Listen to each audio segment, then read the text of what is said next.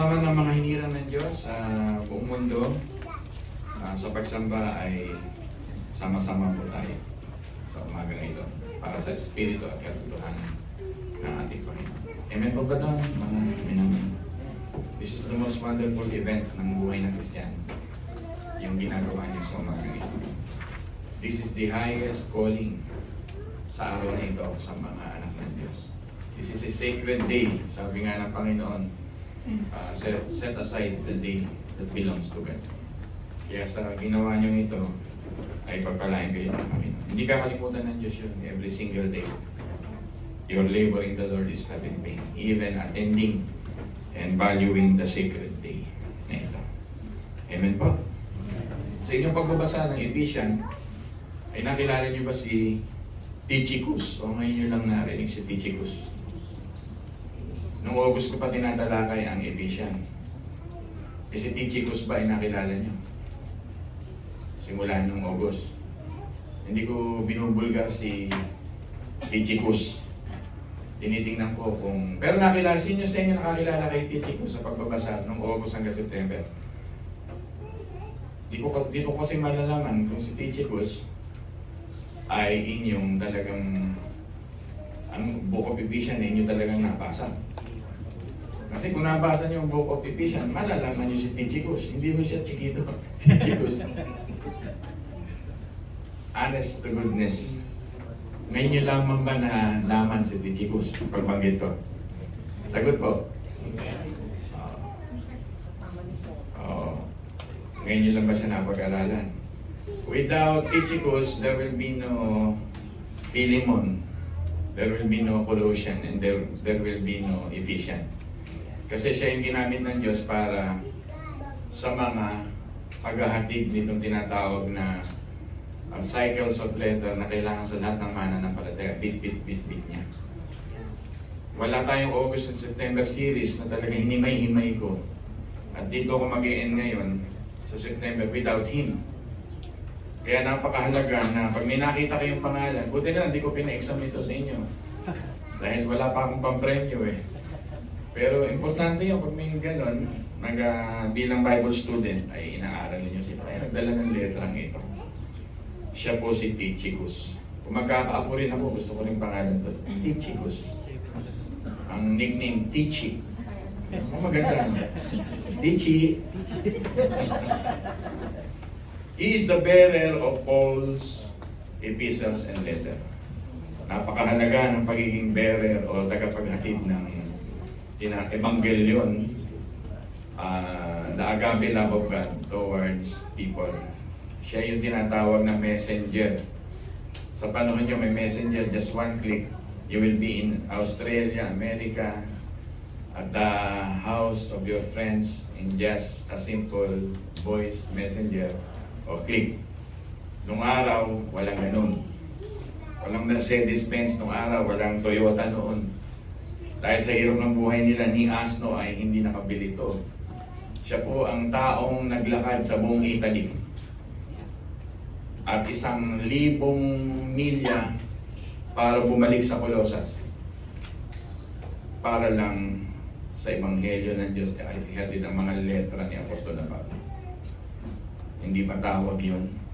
Hindi ba isang napakagandang pagpapakilala ng Diyos na may mga qualities ng gospel people? They love Christ too much. They are satisfied with Christ too much na iniwan nila ang kanilang pamilya, ang kanilang comfort, ang kanilang mga minamahal na kaibigan, barkada, para lang sumama kay Apostle Paul. Madalas nakikilala natin si Lucas, si Timothy, si Loida, si Eunice, si Priscilla, si Aquila, si Silas, si Barnabas. Basta sino ba binabanggit mo? Yung barkada ni Apostle Paul. Paano na si Tychicus na ipapangalan nyo sa apo nyo at anak nyo? Kasama rin po siya rito. Walang sinabing negative sa kanya. It's all positive. At pinayagan ng Diyos ang mga ganitong unsung heroes, forgotten heroes. Kasi kilala natin, Moses, Samson, also po, Peter. Pero yung mga maliliit na parang hindi nakikita, Without him, I said to you, wala tayong series ngayon. Ito yung courier si Tychicus. Amen ba doon? Imagine mo, maging courier ka ni pastor para ihatid mo mga mensahe sa church. Diba? Yun na lang ang example niyan. Maging courier kayo, tagahatid ng mensahe ng Diyos sa mga mundo. So umagang ito'y tatalakayin ko ang ilang qualities ng beautiful servant, gospel people, shaped by the gospel, hinubog ng gospel, through the life of Tychicus. Na itataas si Kristo sa kanyang buhay, siyempre siya yung bilang tao, si Kristo ay natataas sa kanyang buhay. May mga ilang bagay akong sinulat sa kanyang qualities na tatandaan ninyo. Faithful companion, number 1. Number 2, encourager. Number 3, fellow servant ni Apostle Paul. Yan, may sinulat ko yan. Number 4, beloved brother. Number 5, a godly steward. Yun po yan. Number 6, reliable person. At yun yung devotion ko kanina sa umagang ito. Una, siya yung faithful companion, mga minamahal. Kung may mga Bible kayo, balikan niyo yung binasa sa atin ni Mariel. Sa aking pag-aaral, sabi na lahat ng pag-aaral, ang pinaka-exact na nag-represent ng translation talaga tungkol sa kanya, wala nang ibang translation kundi NASB. Lahat ng talagang aking pag-aaral, may King James, New King James, blah blah blah, ang talagang accurately na sinabi kung sino talaga ay na-appreciate nila yung NASB version about him. Kaya dapat talaga may NASB version kayo. Very near to the Bible talaga. But to you who also may know about my circumstances, how I am doing. Tychicus, the beloved brother and faithful minister, ang tawag sa kanya ni Apostle Paul, ministro in the Lord, will make everything known to you. I have sent him to you for this very purpose, so that you may know about us, and that he may comfort your hearts. Without much further ado, number 1, faithful companion. Nagbibigay siya ng updates. Importante sa messenger yan, updates ng mga nangyayari sa ating buhay, nangyayari sa ating kapatid, sa ating mga Kristiyano, updates ang tawag yan. He is connecting Apostle Paul to the people of Ephesus. Imagine mo, no, wala silang balita, hindi nila naririnig ang boses ni Paul. Mapalad tayo ngayon, isang click lang, nagkakarinigan tayo. Kapatid ko, di ba, nakikita ko ano nagaganap sa ibang bansa. Di ba? Kayo, ganun din. Pero dito, milya-milya ang pagitan at para malaman ang kalagayan ni Apostle Paul, ay talagang he connected Apostle Paul to the book of to the people of Ephesians. Kasi ang Ephesians po is one of Apostle Paul's favorite people. Gamitin ko rin sa itang favorite people. Wala naman siyang tinatangi. Kasi mga tao dito ay submissive. Yung nga na, dumating sa punto ng buhay ng mga taga-Ephesians, lumamig ang pag-ibig, wala na si Apostle Paul. Kaya nabanggit sila sa Revelation, na paano na ang unan yung pag-ibig, mapabayaan nyo, nanlamig kayo. Pero in the very start, they are so warm with the worker of the Lord. Ang Ephesians po ang isa sa mga nagtataguyod ng Jerusalem Church. Mamaya babanggitin ko si Tychicus, ang dahilan din dito, itong Ephesians. Ang Ephesians napakaganda. Dito nilarawan ni Apostle Paul ang Grace Ambassadors. At tayo ngayon. He is a faithful courier and trusted messenger of Apostle Paul. Faithful companion. Shepherd's team. Shepherd's Heart Church. Shepherd's team. Faithful companion. Masarap pag ganito tayo.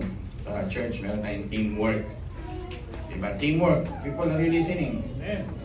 Ang teamwork, importante yan. Nasisira ang simbahan pag nawawala ang faithful companion. Their loyalty belongs to Christ. Mga minamahal. Huwag kayong maglalagay ng loyalty sa tao. babaksa ka. Ibigay niyo ang loyalty niyo sa ating Panginoon Jesucristo. Lahat tayo kahit si Pastor Ali. At dito ay matatawag ka ng faithful companion. Shepherd's team. So what is Shepherd's team? Kasama ka sa team ng Jerusalem Brigade. Ando si Mary, si Peter, si John, na nag-meeting dito sa First Century Church, First Church, and they send Apostle Paul with Tychicus. At sila ay mga sundalo ng Panginoon. Binabalita nila sa Jerusalem, reporting what happening to the Asia, to Italy. What a faithful companion. Pastor, bakit faithful companion? Nakakulong si Apostle Paul eh. Wala siyang representative na magsasalita, kundi si Tychicus. Parang si Luke, parang amanuensis. Pastor, what is amanuensis? He is a secretary, and pag nagdidictate si Apostle Paul, katulad nung sa 2 Timothy, before i-pour out ang buhay ni Apostle Paul, ay sinusulat ito ni Lucas. At ganitong si Tychicus. Di ba, Rom and Sophia? Sophia and Rom. Di ba, no? Yan. Nadagdagan ng barkada. Si Rom dumagdag. Okay lang yan. Lumaki kayo sa simbahan. Pangalawa, siya ay encourager. Ibig sabihin, diminisher of anxiety of Apostle Paul and the Ephesian Church. Diminisher of anxiety.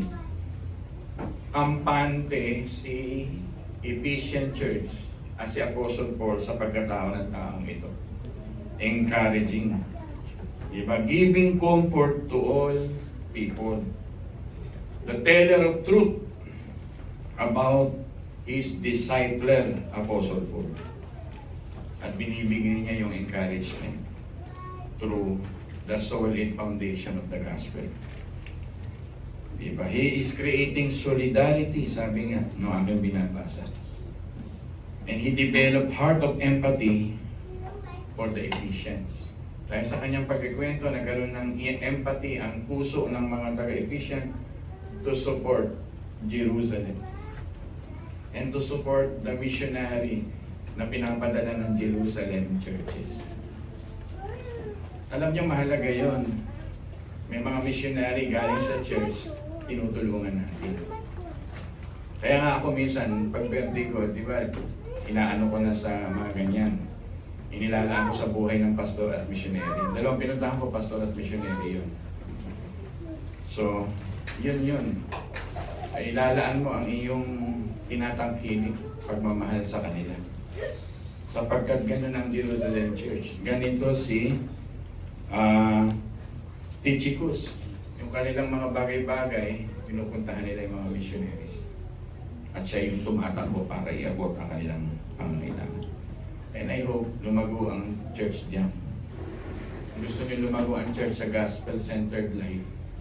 Ganun dapat. Hindi yung tayo-tayo lang ang naririto. Parang ang mundo natin, hindi tayong universal church, parang exclusive, belongs to us only. Hindi maganda church pag ganun. Pag lumaki tayong maramot, di maganda. Tandaan niyo yan. Yan ba doon? Pag tayo-tayo lang, di maganda yun. Hindi niyo ibang tao. Mahalaga yun. Nag-set ako sa inyo ng example para dumating yung mga panahon. Ako kasi ay so much for celebration. Sabi ko nga sa inyo, birthday ko, hindi na ako nagse-celebrate na party-party. Kasi pag binasa nyo yung Ecclesiastes chapter 7, better to go to the funeral than go to a celebration. So celebration will stock you up. Kung ano bang buhay, kala mo saya-saya lang. Nakalimutan mo ang buhay, one day will die. One day will face the Lord. Kaya napakahalaga na bago mo harapin ang Panginoon, ay napaghandaan ang kaluluwa. And this is Hekale Parateke. The precious deposit that belongs to the churches, tago-tago ni Apostle Paul ay pinasa kay Tychicus. That is precious deposit na ipapasa niya sa Ephesian. Ephesian Church, this is the gospel. Your family will grow. Your husband and wife, you will grow. church, you will grow. A dead person na ayaw mag-repent, you can be raised up with Christ. This is the news. So gospel means the good news. Ang dala-dala mismo ni Tychicus ay primary, the good news for Ephesian people. Reminding them. People, are you listening? Iba ng mga taste natin. Sabi nga nung devotion natin kanina, we have been crucified with Christ. We are no longer lived by the past. The life I live in the body is for Christ. Di ba? Corinthians 5:17, ano ba sabi? The old has gone, the new has come. Iba ng taste natin. Nabago na ba yung taste niyo, mga minamahal? Oo, taste na taste pa rin kayo sa butang ito. Parang pa rin ang ligaya, gusto mo pa rin sa mundong ito. Malapit na matapos ang daigdig. Nakikita niyo naman mga halimaw, naglalabasan na. Nakita mo yung mga halimaw, the sky is the limit. Oh my God. Makikita niyo, di ba, ang halimaw sa Pilipinas. Wala tayong pinapatamaan, pero wala kabusugan ng tao. Hindi niyo napansin, wala kabusugan. Mga anak-anak nila, mga bag na 1 million ang halaga, 1.5. I thank you, my daddy. I have an eternal ATM. My God, yung kasiyahan nila. Hindi na tayo ng Kristiyano. Hindi na tayo magiging masaya kung ano sinusuot, dinadamit, pinapasyon na. Sana mabago na yun. Alam mo, pag nabago na yun, magiging komportable ang buhay mo, magiging contented ang buhay mo, magiging masaya lalo ang buhay mo. Ang Panginoon ang iyong pangailangan, hindi niya diniserve God niya pagkain, shelter. But too much is not belong to God. It belongs to yourself and it belongs to your gain. Hindi na yun ang mga taste na Kristiyano. Dapat binabago mo na. Dapat naaantig ka na. Diba? Dapat nagkakaroon ka na. Kaya nga si Tychicus pumunta sa ganito, wala siyang pamilya, hindi niya kasama wife niya, hindi naman binanggit. Kasi ang buhay niya kingdom life. Ang buhay niya kingdom God. Kaya lang, hindi ko pwedeng ipilit ito. Dapat dumating ito sa iyo, sa sariling conviction mo. That life on this planet is temporary. Temporary. Even your boyfriend and girlfriend are all temporary. Weddings are very different in a real life. Diba, gusto natin mga celebration, pero pagdating mo sa tunay na buhay, pag 30 years na kayo nagsasama, magkakaamuyan na kayo. At makikita niyo, ito palang realidad ng buhay. Tama. Nakikinig ba kayo? Eye-opener pala, nagising ka. And that's life. Kaya dapat focus talaga kay Kristo. And that is the life of the faithful companion and encouraging Tychicus. Maraming bagay tungkol sa kanya na gusto kong sabihin, pero he is an encourager. Kaya kayo, ini-encourage ko na laging masatisfy kay Kristo. Hindi naman napansin, isa lang naman tema ko sa SH, Daily with God. Bumalik ka kay Diyos, bumalik ka sa Diyos. Iwanan mo dati mong buhay. Kay Kristo ka, kay Kristo ka. Kung sasama pa loob nyo dahil sa preaching kong yun, malala ka. Inilalapit na kita sa Diyos, sasama pa loob mo dahil hindi mo maiwan ang dati mong pamumuhay. May sayad ka spiritually. Hindi mo matanggap at iwanan ng mga idols mo. Pastor, mabigat ang salita. Yes! This is only my goal. To bring you to Christ. Habang ako may hininga pa. At lahat tayo maging ganon parang Tychicus. Idadalhin mo si Kristo sa buhay ng mga taga-Efeso. Sa Colosas, kay Pilimon. Isipin mo sinamahan niya si... Sino ba yung slave na ito sa panahon ni Pilimon? Ano pangalan nito? Yung panahon ni Pilimon na lumayas yung slave, si Onesiphorus ba? Sinamahan niya si Onesiphorus para humarap kay Pilimon. Para mapatawad siya. Ito yung role nitong taong ito. Pero, unsung hero, hindi nababanggit. Pero sabi dito ng Panginoon sa kanya, a faithful companion. Kaya nga binanggit sa kanya sa pangatlo, a fellow servant, in the Greek word is sundulos, may co-slave. Yun ang ibig sabihin. May co-slave in Christ. Sundulos. So I will trust him deeply sundulos. He is Paul's choice. May prerogative si Apostle Paul na piliin ang kasama niya. At ito yung kasama niya, si Tychicus. Di ba? Less known by us, but he fulfilled his assignment. He fulfilled his role in life. Living in the gospel, advancing for the kingdom of God. Not known, but very known to God. Kaya ikaw, kung may ginagawa ka niya, kahit nagwawalis ka, kahit simple for the glory of God, at hindi ka napansin, napapansin ka naman ng Diyos. Do it for His glory. Kayo may mga kaibigan. Kaibigan may go-comfort kayo. Si Kristo patatawarin kayo. Kayo may mga kaibigan. Ang mga kaibigan nyo, tatanggapin kayo. Si Kristo bibigyan kayo ng buhay na walang hanggan. Kaya dapat lahat tayo pumupunta kay Kristo. Nakikinig pa kayo? Kaya what a friend we have in Jesus. Kaya ang pastor nyo, pag nilalapit kayo kay Kristo, nilalapit kayo sa jackpot. Inilalapit kayo sa pearl of the all pearls, the heart of the whole hearts. Huwag niyo yung mamasamain. Because He can offer heaven to you. Huwag mo siyang tatanggihan. What a friend we have in Jesus. Ang nanay mo, ipapanalangin ka, pero hindi ka kaya niyang iligtas. Si Kristo ililigtas ang iyong kaluluwa. So bakit mo siya paglalamigan ng puso? Ito na yung mga devotion natin. Bakit ka tatamarin sa Kanya? Bakit hindi mo iaalay ang lahat-lahat sa Kanya? Amen ba doon, mga minamahal? This is a fellow servant, co-slave of Christ. Bago pumikit ang ating mga mata, sana makita natin yon na masarap maging alipin ng ating Panginoon. Under His superiority, under His authority, under His sovereignty, under His supremacy,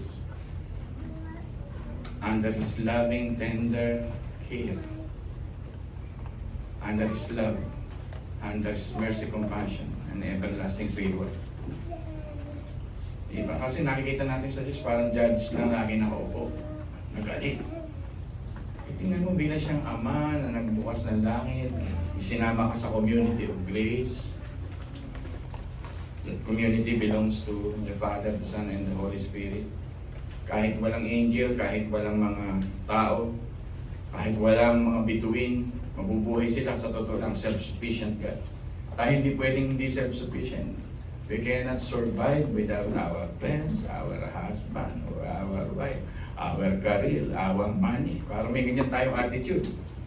Kaya nga dinidikit ng Diyos sa iyo, ang self-sufficiency niya, with Christ, we have everything. Eh, hindi pa rin nakikita ng tao yun. They still choose the career path of this planet. At hindi na pa-prioritize ang Panginoon. So, that's very sad, mga minamahal. Sana lang gumising tayo sa mga ganitong mga bagay. Faithful companion, encourager, fellow servant, very loyal to Apostle Paul, very committed to Apostle Paul. God's glory is the goal. God's glory is the goal. Their goal is not to be famous, but to be faithful. Eh, mga congressman, kaya gusto lagi may microphone eh. Magsasayang lang tayo ng kapit doon, babayaran na ng mga tax doon. Isipin mo isang kriminal, nag-iimbestiga sa isang kriminal. Ang isang magnanakaw ay nagtatanong sa isang magnanakaw. Ano tawag doon? Pagdasal natin ang ating bansa. Psalm chapter 7:3, para lang daw silang hayop na pinapataba ang mga magnanakaw sa ating gobyerno. Parang hayop lamang silang pinapataba at darating ang araw na sila'y kakatayin. Kaya huwag tayo maiinggit sa mga umaasenso. Minsan may mga ganyan tayo eh. Maasenso sila, magaling sila, mahusay, mayaman sila. Grabe cellphone nila. From iPhone 1 to 200, meron mo silang koleksyon. Hindi na uso yun. Pag dumating na sa inyo yung ginaganyan lang sa wrist, at naka-Ray-Ban kayo, nandun na lahat, wala nang hahawakan. At ngayong taon ay ipoproduce na. Nag-tie up ang Ray-Ban kay Zuckerberg. Dito makikita. Tapos yung wristband mo, what is the time, anong messenger, ganun. Doon ka na mag-uusap. Tapos dito ka makikipag-usap. Yung cellphone niya, wala nang kwenta yan. Hindi kaya mabulag ang retina ng batang yan. Pagka gano'n na yung kahit kaharap na yung teacher mo, nandun na may... Ganun na tayo, papunta na tayo dun. So lahat na obsolete. Lahat na obsolete, pero bumalik tayo sa Panginoon. So the goal is not to be famous, but to be faithful. Yan. Start and finishing the race, faithful. Begin and ending the race, faithful. This is our brother Tychicus. Pangapat, ang tawag sa kanya ay beloved brother. Tapos na ako dun sa tatlo. Ano pinireview ko sa inyo tatlo? Faithful companion, encourager, fellow servant. Pangatlo, beloved brother. To Ephesians and to Paul. Pangapat na, beloved brother to Ephesians, to Paul as a true believer. He is so dear to Apostle Paul. Diba? He is so dear to Apostle Paul. Well loved by Apostle Paul. Because he partake in the ministry wholeheartedly with faithfulness. Kinagigiliwan siya ni Apostle Paul. Tao si Apostle Paul, kinagigiliwan niya matatapat na tao. Di ba? Gusto niya ang matatapat na tao. Kakagiliwan talaga ng kahit sino ang matatapat na tao. Yan ang lagi niyong tandaan. Mamahalin talaga. Pastor, gusto namin malaman pa si Tychicus. Binanggit siya sa Acts, kung gusto niyo mag-record, chapter 20, verse 4. Colossians chapter 4, verse 7. 2 Timothy chapter 4, verse 12. Titus chapter 3, verse 12. And Ephesians chapter 6, 21. Doon lamang siya nababanggit. Mahal siya ni Apostle Paul sapagkat nagbabala si Apostle Paul about the troubles na kasama mo ko. Sa paglilingkod ka kay Kristo, may trouble yan. Tychicus. May hardship yan, may difficulties kay Tychicus. Pero hindi niya sinunod yung mga ganong naririnig niyang mga... Ang nakita niya yung richness in Christ. He remained faithful to the gospel, to Christ. So he traveled with Paul. Kaya tinawag siyang beloved. As I said, the whole Italy, sa inyong pag-aaral, tinravel niya. Hindi ko alam gano'ng sukat ng Italy. Pero yun nasabi sa mga binasa ko. And yun for the sake of that love for the gospel. 100 more miles Colossians, binanggit ko sa inyo. Escorted Onesimus. Send to Timothy bago siya pukutan ng ulo para makalaya si Timothy. Para ilabas na si Timothy sa persecution. So, he is dependable till the end. Dependable till the end. Reliable till the end. Began a good word, start with a good word, dependable. Sana ganun din tayo. Matapos ito hanggang pagpikit ng mga mata natin para sila John MacArthur, dependable, reliable. Para si Charles Kirk, dependable till the end as a Christian activist. Kaya ganun magsalita yun. Talagang making the most of time, kinukuha lang ng oras kasi may lang ng panahon. Atakihin niya lahat, even political side. Ganun po. Hindi siya natatakot. What is truth is, it is only in the sola scriptura, Bible. Kahit makabangga siya, dahil wala sa Bible, hindi tinuturo ng Bible, against ang Bible, babanggain niya. Ang tawag doon, apologies and activists. And that is a very rare Christian gift. Kasi marami tao ngayon nahihiya. May maraming tao ngayon nahihiyang magpahayag ng kanilang mga damdamin kung tungkol kay Kristo. Huwag ka niyan, makakasugat ka. Huwag mong bagitin yan, makaka-offend ka. Kahit katotohanan ang gustong sabihin ng Panginoon. In these very difficult and hard times. So Charles Kirk died with faithfulness till the beginning to the end. Hindi ko siya tinataas. Ang tinataas ko yung kanyang pinaniwala ang gospel. Itinaya niya buhay niya doon. Parang si Tychicus, tinaya niya buhay niya doon. Parang tayo, nagkagather tayo ngayon hanggang sa dulo ng hininga natin. Fight the good fight, finish the race, di ba? Kept the faith. Sabihin mo nga sa katabi mo, keep the faith, fight the good fight, finish the race. Nanakal na. Isin natin. Marami tayong differences, marami tayong mga flaws. So what? Di kalimutan. Laging bumalik ka lagi sa gospel. Nag-start over ka lagi. O the gospel. Ang ganda natin, meron tayong to start over again. Yan ang kagandahan sa ating gospel.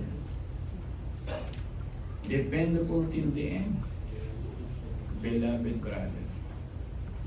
Natutuwa ako sa inyo pag tinatawag niyo our beloved pastor. Salamat. Alam ko naman totoo naman niya, our beloved pastor, our dear pastor. Kahit ganyan lang ang antas na ating buhay, ganyan tawag sa akin. Salamat sa inyo. God will reward you. Amen ba doon? Amen. Sabi ko nga sa Lord, ba't mo ako pinadala dito sa Pasita? Kung magkikwento-kwento lang ako sa inyo, magjo-joke-joke lang ako sa inyo, walang kwenta. Kailangan dalhin kita kay Kristo. Magalit ka man, ma-offend ka man, masaktan ka man. Dalhin kita kay Kristo hanggang dulo ng buhay mo. At natawag mo pa rin ako, beloved pastor. Thank you. Kilala niyo naman ako. Diba sa inyo? Kahit anong bigat ang nagawa mong kasalanan, basta nakita kong minamahal mo si Kristo, nagsisimula ako, I will give you a starting over again. Kilala niya si Pastor Ramiro niyan. Hindi ako magtatapon ng relasyon. Basta ipakita mo lang na mahal mo talaga si Kristo. Amen ba doon? Di ba sarap ng good news yun? Amen ba doon? Amen. Can start over again. Kung kayo magkakarir, huwag kayong kakarir ng sama ng loob, ha? Bakit ikarir yan, yung unforgiving heart? Huwag kayong magkakarir ng gano'n. Binayaran na ni Kristo. Huwag na maging matigas ang ating mga puso. Binayaran ng Panginoon. That's the tendency of our hearts, eh. Binayaran niyo ng Panginoon. Kaya magtiwala lang kayo, reliable. Amen, reliable tayo. Sabihin mo nga sa katabi mo, I want to be reliable to you. Lahat naman nagkakamali eh, pero pag nag-start ka, magiging reliable. That's good. Parang hindi nyo masabi ah. Mabigat na sermon ng Diyos ngayon. It scrutinize our heart. And lastly, a godly steward. Ay, number 5 na. Tama, no? Godly steward. As I said, yung involvement niya sa Jerusalem Relief, totoong ginagamit niya yung, ano ba yung pangalan sa gobyerno yun pagka binibigyan natin sa mahihirap? Ayuda, mga kungwaring ayuda, orpis na hindi makitipera. Grabe pag nanakaw sa gobyerno, no? Sa generation niya, generation Gen Z, grabe yung mga pinuno niyo sa gobyerno. Matatapang ang hiya. Hindi sila nahihiya. Ako, kahit napunta ako sa internet na sabihin nito, matatapang hiya. Hindi marunong nahiya. Ang buhaya nahihiya pa eh. Ang buhaya nahihiya pa, tunay na buhaya pag may tao, alam nilang may tao. Nabubulabog yan eh. Maalis yan eh. Ganun din ang ahas. Masahol pa sila sa ahas at buhaya. Walang season na pinipili. Magnanakaw sila tanghali, umaga, araw at gabi. Walang kabusugan. Kaya huwag niyo silang ikumpara sa buhaya, mas mabait ang buhaya ng totoo. Tinalo pa nila si Satanas. Si Satanas nanginginig pa pag nanampalataya sa Diyos eh. Sabi nga, we have faith. At si Satanas may faith, nanginginig pa. Pag inutusan siya ng Satanas, ay ng Diyos, umaalis siya eh. Get behind me, Satan, umaalis siya eh. Nakikinig siya kay Kristo eh. Ito hindi nakikinig yung mga buhaya natin sa gobyerno eh. Ay, hindi pala eh. Malupit sila. Mas, tinalo pa si Satanas. Si Satanas, pag sinabi ng Panginoon, lumipat yung mga liporis mo. Ayan, takbo sa mga baboy. Pag inutosang demon possession, ano, ng Panginoon. Ito, sinasabing umuwi na ng bansa, harapin ang mga kaso. Matapang. Pambansang apog ang tawag ko sa kanila. Ayun yung pambansang apog. Hindi nyo alam, matapang ang apog. Pambansang apog, yan ang tawag sa kanila. Sinasabi ko lang yung damdamin ko. Hindi kasi ako nakapag-rally, nasa Davao ako eh. Oo, pero yung mga nag-rally mga kaibigan ko nandun, madami yun. Oo, kasi bago mag-rally, nagkausap-usap na kami, mga representative sila doon. Salamin sa Diyos. So much for that. Godly steward, yung mga relief na nakolektan niya, dinan niya sa Jerusalem. Kasi inuusig ang Jerusalem in the first century Christianity. Inuusig sila, pinapatay sila, sinusunog sila. Inuusig sila, inuubos sila. Kaya dito, dinadala niya yung mga relief dito para tulungan yung mga kapatiran. Koleksyon, dinadala niya rito. Honesty, dinadala niya lahat ng kapirahan koleksyon. Kahit aralin niyo si Tychicus. Ensuring the people's offering. Ensure the money securely from the Gentile churches to bring to Jerusalem. Yung mga mahirap na simbahan of Gentile churches, Macedonian, Colossian, Philippian, kukunin niya, dadalhin niya sa naghihirap din ng kapatid sa mother church. Dahil yung Jerusalem ang may pag-uusig. So, ang kanyang mission ay so important, a mission of provision, an aid for the suffering believers in Jerusalem. Kaya wala na tayong problema. Pag may nabalitaan kayo, hirap na hirap talaga at nakilala nyo, halimbawa mga manggagawa sa mundo, may mga Gcash na rin doon, padala nyo. Huwag kayong mahihiya. Sabihin mo sa katabi mo, huwag kayong mahihiya. Totoo yun. Kung alam nyo lang mga hirap ng ibang pinuntahan ninyo, meron nga akong kaibigan na pinuntahan. Hindi ko nang babanggitin ang denomination. Dinalaw pa siya ng denomination. 15 yung nasa denomination. Sabi ko, pare, dadalawin ka na itong 15 na members ng denomination mo. Eh bakit kanila dadalawin? Kasi ang pera lang nila pang ano lang ang aeroplano, mga ganun-ganun. Yung pagkain nila, sinabi ko yung isang meal nila ng ano, yung isang mamimit. Kasi kulang sila ng pagka bigla ka na, baka kaya naman 15, tapos wala ka namang ano din. Sabi ko, kumuha ka ng maraming sabaw ng dagat. Magluto ka, naglulukuhan nga kami nung sabi ko. Talagang dumarating sa punto ng buhay talaga yung gano'n. Inintindi pa niya. Inintindi pa niya yung 50 na dating na tao dun sa bahay nila. Kahit siya mismo ay kainti-intindihin. Gano'n yung Macedonian churches. Kahit sila naghihirap, napapagod, nagkaroon sila ng collection padadala sa Jerusalem. Kaya sabi sa 2 Corinthians chapter 8, I commend them. Sabi ni Apostle Paul. Yun yung context mo. I commend them dahil yung kanilang paghihirap, walang-wala na, pero nakatas pa para ipadala sa Jerusalem Church. Wala silang karamutan. Yun ang ibig kong sabihin. Their action agree with their words. This man. His action agree with his words. Diba? Purihin ng Diyos. So what is reliability? Dito na ako magkukonklud. It means he is a useful man. If you are reliable, you are a useful Christian. Pero pagka ikaw ay unreliable, you are a useless Christian. Dapat dependable ka, kamukha ka ni Kristo. Useless ka pag hindi ka na reliable. Totoo po yun. Kaya dapat mag-repent, pinaghihingi ng tao dito. This is the hallmark of a dignified person, a reliable person. Hallmark yan. Hindi ka rin bibili ng isang sasakyan na alam mong 1.5 years sa boat. Diba? Kahanap ka ng reliable na sasakyan. Diba parang ganyan tayo? Kahit ano man yung binili niya, ni-research niyo yung reliability niya. So ganun din ang tao. Gustong babalaan kayo ng Diyos that no one wants to do business with unreliable people. Pag hindi ka mapagkatiwalaan, pag umutong ka, hindi ka nagbabayad. Unreliable yun. Maraming. Pagka may words kang binitawan, hindi mo ginagawa. May pangako kang binitawan, hindi mo ginagawa. Unreliable ang mangyayari sa iyo. So ang babala ng Diyos, no one wants to do business with unreliable people. Be reliable. Be a reliable friend, people of God. Because you bring healing. Your presence is a healing.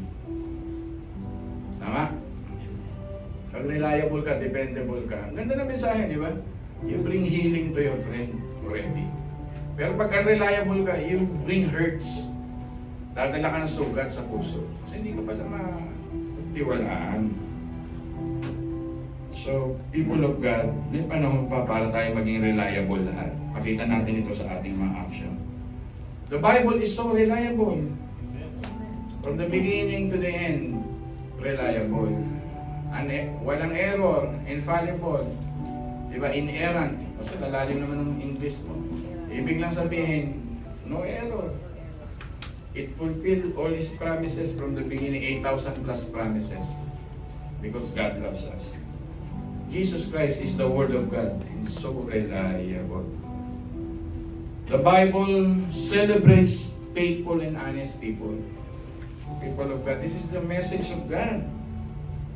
I will celebrate you if you are dependable and reliable. Proverbs 11 verse 3, the faithful people, the Lord delights to them. Diba yun yun? Ephesians 4:25, so speak truthfully. May binitawan ka, gawin mo. James chapter 5 verse 12, let your yes be yes and no be no. Tama ba ba? Kaya kung kayo nakapangako sa mga anak nyo, gawin nyo na. Dahil pag hindi nyo nagawa yan, ay tinutupad rin ng Diyos ang paghuhukom sa iyong buhay. James 5:12, you let your yes be yes, no be no. At dinugtong ng Panginoon sa nangako na hindi tinupad, judgment. James 5:12. So lastly, 1 Corinthians chapter 4, 1 and 2, the steward of God must be founded in reliability, dependability, or the Bible translation, trustworthiness. Last question, sabihin mo nga sa katabi mo, ito na. Are you reliable? Can you be counted on? English. So faith stand the test. People of God. Ay natutuhan? Amen. Amen. Sige po, tayo manalangin sa dali. Maganda yung kinanta mo, amazing yung pangalawa sa huli. Katayin natin, prepare nyo na. It's a good song. Panginoon, ikaw ang salita at ang salita ay pasimula ng buhay at nagkagawang tao ang salita. And that is so reliable also. The promises, Panginoon, ng Biblia, the fulfillment about you. You are the seed na naganap 2,000 years ago na natupad. Ikaw yung sinabi ni Moses sa Book of Genesis na tatapak sa ulo ng ahas. Genesis 3:15. At tinapakan mo nga ang kamatayan. Ang kalaban mo si Satanas. At nagtagumpay ka dun sa krus na Kalbaryo. So everything happened na nangako ang Diyos na natutupad. Kung titingnan lang namin, Panginoon, ang sinabi mo kay Abraham na one day you will be a multitude. We will become a nation. And Sarah laughed. But it happened. You become a nation, Abraham. Panginoon, naganap ang lahat ng ito. Talagang sabi mo, one day, a virgin will bore a child. Isaiah chapter 9. And 2,000 years ago, he became our Emmanuel. It is reliable. Talagang salita mo ay dapat namin sandigan.